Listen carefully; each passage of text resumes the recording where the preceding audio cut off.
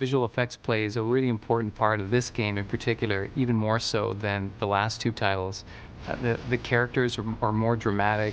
There's big, larger-than-life characters, and there's also more exciting characters that you never were able to play before. And so our job in this game is to bring those things to life in a really spectacular way, in the same way that special effects bring a blockbuster movie to life. One of the highlights of this game is, of course, the Balrog. Visually, he's a very exciting character. The big challenge was to create the most realistic fire ever seen in a video game, and to really bring him to life and make him as convincing as he was in the movie.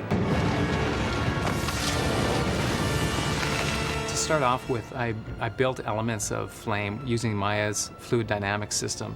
And so the advantage of using that as a starting point is that it recreates a really realistic way that flame actually moves. And so it has a lot of texture, and just the movement of it is really convincing. And so this is the basis of what I use for the flame in game. Then I take it into our proprietary effects system and essentially build mini effects. Then I change it to a sort of like an X-ray mode where I can actually see his individual joints. So here you can see the different bones within his skeleton moving. This line that's coming out from his hand is actually his whip. And then what I can do is pick bone by bone and attach individual effects. So there's some emitting from different joints in his wings, there's some on his arms, on his legs, on his torso, glows on his eyes, and of course there's all kinds of fire coming off of his back and his sort of fiery mane. And then in addition to that, there's smoke that's pouring off of both legs, his torso, and his wings.